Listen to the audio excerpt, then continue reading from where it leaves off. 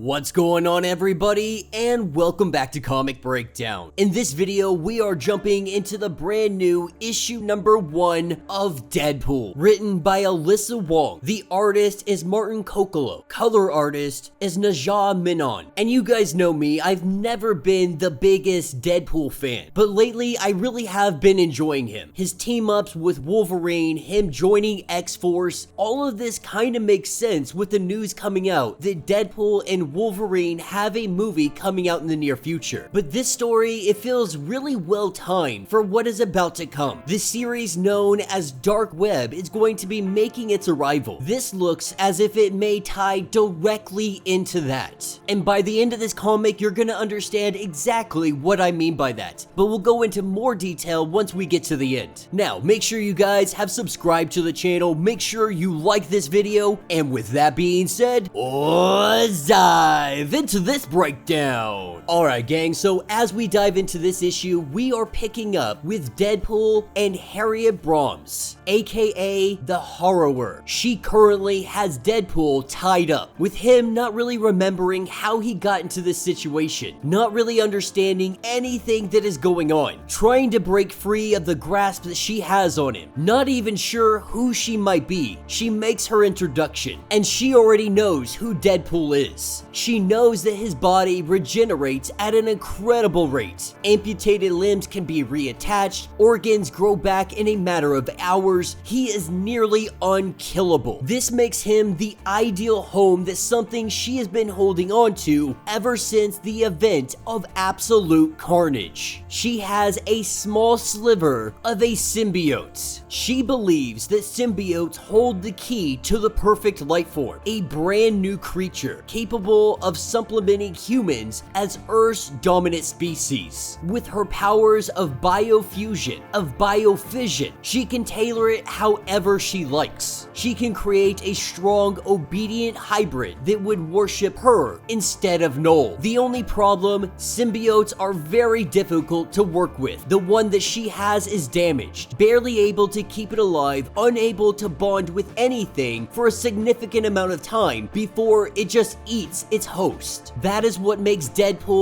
the perfect specimen. What she does is plants a little chunk of Cletus Cassidy into him. Now this is important. I'm not sure how this is all going to tie in to everything currently ongoing, but if you have been following my videos on Venom, if you have been following my videos on Carnage, you will see that Cletus Cassidy has become his own form of symbiote. With Carnage ascending, no longer needing a host, Cletus's consciousness, or codex if you will, it is now symbiote. He has attached himself to a detective by the name of John Shade. They are hunting down Carnage and a serial killer. Now if there is already a Cletus Cassidy out there, that doesn't mean that there can't be another part of him in existence. How all of this will fold together, that is still highly up for debate. But with Cletus's symbiote inside of him, the symbiote begins to bond. And this is when Deadpool, he remembers. He remembers exactly what he is supposed to be doing. 48 hours earlier, he had a meeting with the Atelier, a secret society of elite assassins and mercenaries. Very exclusive, very glamorous. You can only get in by invitation alone. Every few years, the organization hosts a series of grueling auditions for potential members, after which successful candidates are then voted in. Deadpool has been sent an invitation. His mission: to kill Dr. Octavius. He may approach this any way he wishes, but if he fails this, the organization will close its doors to Deadpool forever, with Valentine Vong planting an implant inside of him. We see Deadpool finding himself a little bit smitten by them, but the only thing that he can really come forward with as a pickup line is, "You have really nice needles." Now with Deadpool headed back trying to figure out how he's going to take out Doc Ock, we get the infamous meme meme, the one of Charlie Day from It's Always Sunny in Philadelphia trying to figure out who Pepe Sylvia is. But he plotted it out. He knew exactly what to do, and when he was on the rooftop of Dr. Octavius, that is when the horror grabbed him. And grab would be an understatement. She put a vine right through his chest. And when he went into an unconscious state, that is where we pick up in present day, with Deadpool asking what time it is. He is recognizing that he only has 2 hours left to kill Dr. Octavius. Recognizing that she's not gonna let him go, needing to get out of here, he starts breaking the vines that are have him held up. She had believed that she had used a paralyzing venom to be able to keep him in place. But with Deadpool having such a high metabolism, it works through his system so much quicker than any regular person, something the horror did not account for. That is when she sends all of her beasts after him, saying that she only needs the head and the torso of Deadpool for her Carnage to fully come out and be what it's going to be. That is when one of the monsters, they swallow him up and they spit him out, as all the others pile on top of him, disappearing into the crowd of lamp monsters that she has created. Deadpool is able to sneak away, but it doesn't take long for them to realize that he is gone, with the symbiote inside of him slowly eating him from the inside. He still has time to go kill Doc Ock, and so he makes a mad dash for his laboratory, making it to the rooftop of Doc Ock. He is knocked down to the ground. Dr. Octavius believing that this is nothing more than raccoons on the roof. Deadpool finally has some weapons. Seeing his swords that were left behind after the first initial attack, he grabs those swords and he starts slicing, jumping from the skylight, coming down on top of Dr. Octavius, thinking that he might have finally had the chance, the opportunity to kill him. That is when the symbiote inside of Deadpool, it starts to try and come out. In a very weakened state, barely able to move, telling Doc Ock to stop moving around so he can kill him, feeling like he might puke. That is when we see the symbiote arm bash its way right through the chest of Deadpool, ripping itself out of the body of Deadpool. Carnage is coming, and that will be the end of this issue. So let me know what you guys think down in the comments. Definitely not a bad issue. This looks like it is very much going to tie into whatever dark web is going to be. You guys know I don't read solicitations, so I have no idea what to expect from dark web. But if it has anything to do with all of the symbiotes we have seen popping up again, it's gonna have something to do with Carnage trying to get on the level of godhood, with Eddie Brock trying to figure out everything going on with Meridius, which is himself, with Dylan Brock becoming Codex. It looks like we are finally seeing some aftermath of the King in Black event. Now maybe it's too early to do another symbiote event, but the King in Black was hugely successful. People loved it for the most part. The ending, you know, like most comics, wasn't necessarily landing on both feet, but this has promise. Everything going on with Carnage, everything going on, I think even Thor has some symbiote stuff going on. I haven't read it yet. We might cover it. We're gonna see